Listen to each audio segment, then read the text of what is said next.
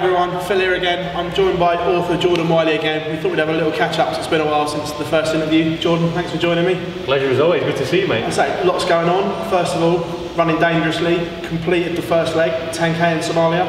How did it feel? How did it all go? Oh, it was an incredible experience. As you can imagine, there was a lot of concerns about the environment, the weather, the security risks, humidity, but it was an incredible experience. We went to Mogadishu first, which is one of the world's most dangerous cities, which was quite an experience in itself, and the security risk was just too high. Obviously, we're assessing the risk all the time while we're on the ground.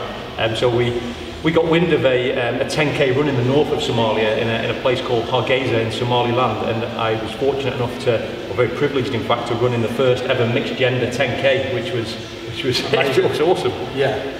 Yeah. And the first part of running dangerously ticks off. Yeah, exactly. It was a relief.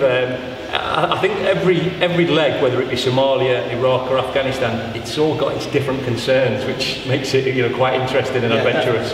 But yeah, good to get it out of the way. Got number 1 under the belt. Number 2 coming up this month. I was going to say, we won't give precise times and dates away for obviously security reasons.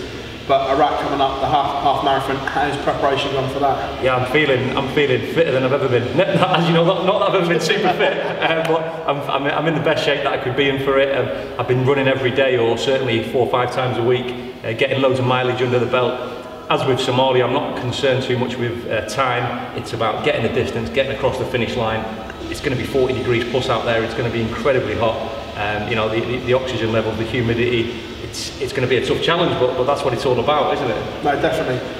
Is the heat and humidity a massive concern? Because obviously, sunny England here, we just don't get to train in that type of environment. No, it is a big concern. I'll be taking on plenty of fluids, water, electrolytes. I'm training in my fleece at the moment. It's the closest I can get, and it's 16, 17 degrees outside today, but that's still not even half of what it's going to be in Iraq. It's all part and parcel. I've spent a lot of time in hostile environments, hot places, so I know what to expect, and I'll prepare as best as I can. All going well, Iraq out of the way. Have we got a rough date for the full marathon in Afghanistan yet? Yeah, so we're looking October, November time. We're going to be out in Afghanistan in the Taliban-infested mountains in Afghanistan. But we joke about it, but it's also a beautiful country, and I want to be able to show some of the other side, because in the Western media we only see the bad things, don't we, quite often? Yeah. So I want to show the people, the culture, the environment, because it is a pretty incredible place. Yeah, like you say, the westernisation almost, we only see the war-torn bits of it, not the everyday people on the ground in these countries. Exactly, yeah, and that's something I'm quite keen to make sure everyone sees, the beauty of some of these countries as well.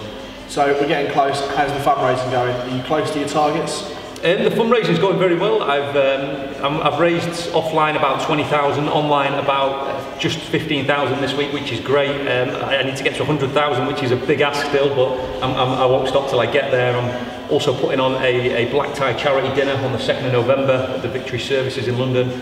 The tickets are available now, so a little plug there. There'll be auctions, there'll be raffles, so I won't stop. Even if it moves into next year, I'll be getting to the 100k mark, because we want to pay for the education of these children. Also, what we'll do in the video to this, we'll put a link to Jordan's Just Giving page, so anyone that's got any spare cash, please donate it to Jordan. Yeah, brilliant. Obviously, going off the subject as well, we touched on it before, Citadel keeps getting better and better. The Amazon reviews are amazing. You couldn't have imagined how this was going to go when you first wrote the book. It's been a whirlwind, and I'm hoping to write up this whole Running Dangerously project with the publisher next year. I won't say too much, but I want to go into the sort of dark side of mental health and the stigmas, and how running has certainly helped me, and obviously helped me help other people as well with the children. But yeah, Citadel's been incredible. It's opened lots of new doors. It's allowed me to reach an audience worldwide and tell my story, and I'm very grateful to everyone who's purchased it, and certainly those who left a review too. Yeah, obviously you touched on writing another book on all this about the mental health issues. I'm like you, I don't like training, I have to force myself to do it. So those mornings where you've dragged yourself out of bed must be a massive comfort to yourself, knowing that you can do it with just a bit of positive mindset. Absolutely, it's all positive mindset, and actually there's a good friend of mine, I'll give him a shout out as well, Ash Dykes, who's just about to set off on a world first in China. One of the things that I always remember that he said to me is that you can't always be motivated every day, but you can always be disciplined, and it's about getting out of bed on the mornings that you don't want to, and having that discipline, that commitment to whatever your goal is, and it's something that I always sort of take on board. Yeah. Also, with your charity events I see on social media, like the Lee Rigby football game down at Yeah, incredible. Yeah, that was brilliant. The Lee Rigby Foundation, another great cause. Unfortunately, it came out of another tragedy, but it's brought Lee's family together. Lots of great people. Playing alongside people like Keith Gillespie was awesome. You know, it was an incredible experience, and it still put us all to shame. You know, even later on in his career. Yeah. So again, raised plenty of money for a great cause. Yeah, loads of money raised for a great cause, and lots of awareness raised as well. You know, Lee Rigby's his family and his mother, who I was very privileged to meet, they're doing an incredible job, and they're doing a lot for the veterans community, which is brilliant. Obviously 2019 could be a little bit dull, so surely you must have something planned when this is all done. We've got lots planned for next year, don't worry about that. Another big expedition, I won't say too much, but this time it's going to, in fact the expedition's called Stepping into Oblivion, and it's going to be in South America, and we'll announce more details as the year goes on. But also some good news today as well, some very positive news. I've just become a brand ambassador for Braymont watches for the next 12 months, which is really exciting. They have a new range called Tested Beyond Endurance, which is very well fitting theme with what I'm doing as well, which is good stuff. It's amazing.